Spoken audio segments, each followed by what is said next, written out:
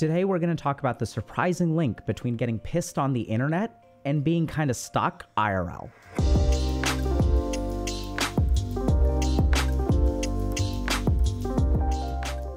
So the first thing is that a lot of people think that these two things aren't linked, and that's how I thought about it too. When we sort of think about being pissed off online, we kind of think about things like rage bait, right? There's all kinds of stuff that gets kind of passed around the internet. Things rise to the top because some CEO said something that pisses everyone off, or some popular figure did something that is really upsetting people, or we're kind of learning about like all these injustices in the world and all the Karens out there, and we feel really, really angry. And on the flip side, we have problems with motivation. Everyone's struggling with motivation, and ADHD is on the rise, and I can't kind of control what I want to do.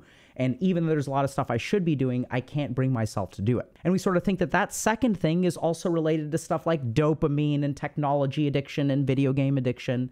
And we sort of think about both of these as kind of individual or independent manifestations of the world we live in. Hey there, thanks for watching, and I'm glad these videos have been helpful. A lot of times I'll read the comments and see people asking, well, what do I actually do about it? Which is a great question. And unfortunately, the resources out there haven't been that great, which is precisely why I started HG in the first place. HG coaches are trained on a curriculum that integrates my understanding of what motivates us, what paralyzes us, and most importantly, what leads to lasting behavioral change. If you're ready to take the next step, HG coaches can help you build the life that you want. They've helped people build careers, help people find relationships, build networks of friends, and even do things like discover their passions or pursue hobbies. So if this sounds like something that you'd be interested in, check out the link in the description below. As I started to work with more and more people who struggle with motivation IRL, and I started to assess their technology use, I started to pick up a really interesting signal, that there seemed to be a direct correlation between how stuck someone is IRL and how often they get pissed online. And what I sort of realized is that this is actually a really classic trauma response that has a new manifestation in the digital age. And so that may confuse you for a couple of reasons. First of all, like, how on earth is this a trauma response? Sounds like a stretch. And secondly, I haven't really been traumatized, so this probably doesn't apply to me. But once I explain it, hopefully it'll make a little bit more sense. So let's start with, how is this a classic trauma response? So there are a lot of studies that have been done on trauma. And we've looked at studies, for example, of prisoners of war that are in concentration camps. And we've also looked at people like kids in childhood abuse situations. And what we sort of discovered is that in these situations, the person who is kind of traumatized is in a situation where there is an inherent power dynamic, and they're, generally speaking, powerless. So there's some figure in their life that exercises complete control over their life. And when you're in a situation where you can't exert any control, being angry becomes completely useless. So even though injustices are being perpetrated on you, let's say you're a prisoner of war and the guards are treating you like crap or even abusing you, or you're in a home situation where your parent doesn't care what you think, doesn't care what you say, doesn't care how you feel, and is controlling aspects of your life, getting pissed is actually damaging to you. Because if you get pissed at the guards, they will punish you. If you get angry and talk back to your parents, they will teach you the meaning of respect. And so what happens in these situations where someone is controlling your life and you're not allowed to express anger? You start to express that anger in safe places, because the anger's in here. It's got to be expressed in some way. And so what these kids and adults end up learning how to do is they discover this one really important rule, which is that I'm not allowed to be angry unless it's in a safe space. And what do those safe spaces look like? In some cases, this is kind of why we see kids who are in abusive households start to bully other kids. So I'm pissed at home because my parents are treating me like crap, but I can't do anything about that. If I start talking back to them, the abuse is going to increase, the toxicity is going to increase. So where can I safely express anger? I can't express it to adults, right? I can't get mad at teachers because teachers will punish me.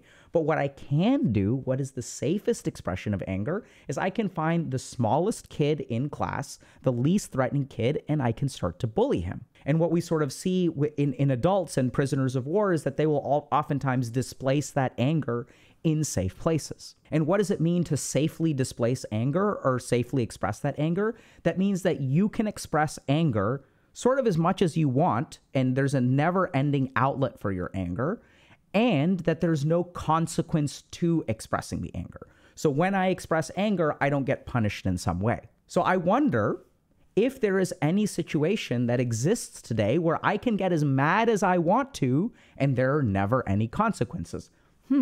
I wonder if the internet allows me to do that, because the internet is full of rage bait and I can get pissed about this and I can get pissed about this and I can get pissed about this. I can even type these really, really devastating comments where I'm putting people in their place and teaching them how facts don't care about your feelings and all this kind of stuff. And I can express and induce a lot of rage and there's really no consequence, right? Because what's the consequence of getting mad on the internet? Maybe I get banned from one community and I can just make another account and post there anyway, or I can just move to a different community.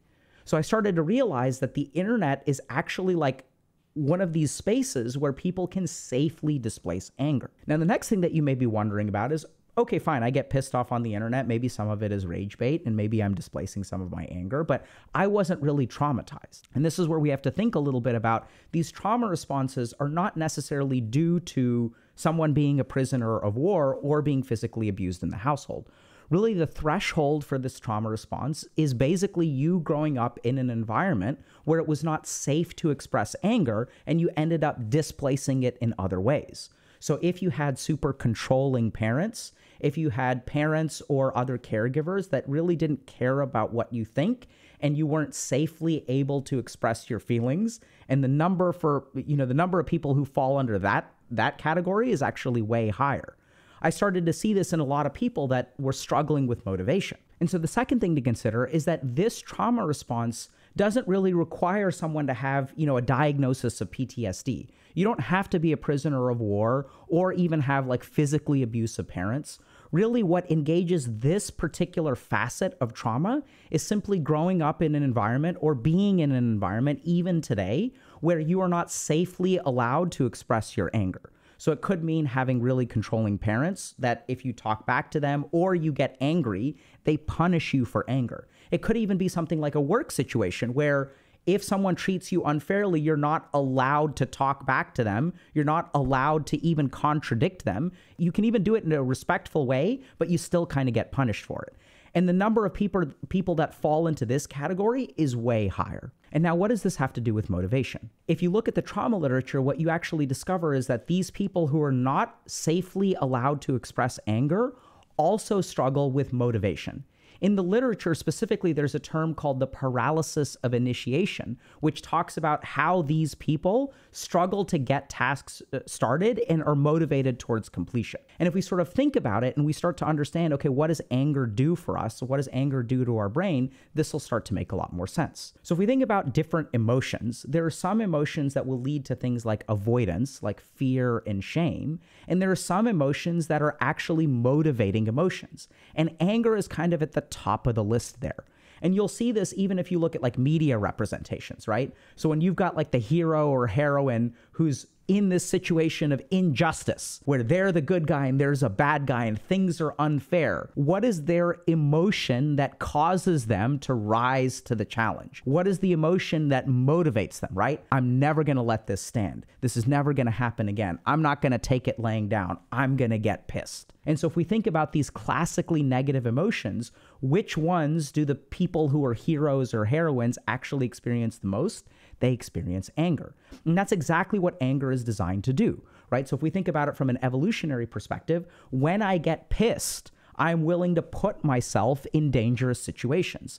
And the anger is what sort of conquers that fear and conquers that shame, conquers that danger. That's what really allows me to be focused and sort of even fight with a tiger or a lion or engage in physical combat, right? Because when do human beings fight? They fight when they get pissed. And so the really interesting thing is that once we take that anger and we're not able to channel it towards motivation and we're kind of displacing it to random strangers on the internet, we sort of lose that motivational drive. And you may sort of notice this where there are periods in your life or situations in your life where you know you should be doing something, right? And you kind of feel pissed off about it, that you feel so incapable, or you can't really stand up for yourself, or you're unable to set a boundary with someone. And for some reason, you're just, anytime there's kind of this power dynamic situation, or you're kind of struggling to like work up that internal motivation, you don't really know what to do. And so what people end up doing is they think that this is related to willpower, or I need to wake up earlier, or I need to start this nootropic. But fundamentally what's going on is this is actually a trauma response. And so what I discovered working with these people who, get pissed off on the internet and struggle with motivation is that focusing on that trauma and letting them sort of healthily reintegrate anger into their lives allowed them to actually move forward. So the first thing to understand is whether you actually fit into this pattern or not. So ask yourself a couple of questions. Like, first question is, do I feel angry at times in my life and I don't actually do anything about it? If you sort of recognize that that's the case, there's another interesting kind of diagnostic question that you can ask. When I feel angry, is there a part of my mind that tells me getting angry at this person is dangerous?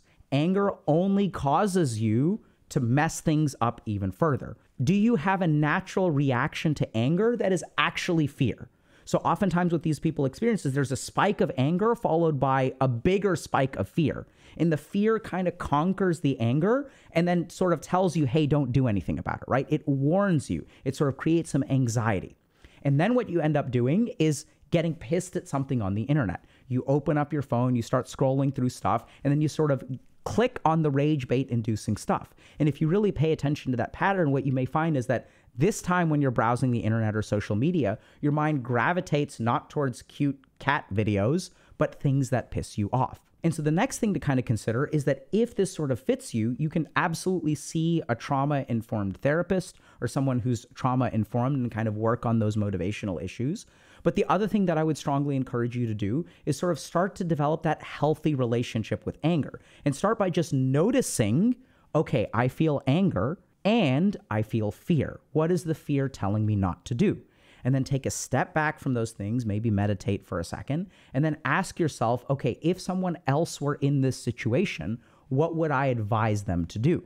And then what you want to try to do is come up with a plan that sort of satisfies the anger, but also satisfies the fear. And we don't really do this because we just jump to avoidance, right? But there may be some way to respectfully tell someone, hey, what you're doing is like actually a little bit unfair.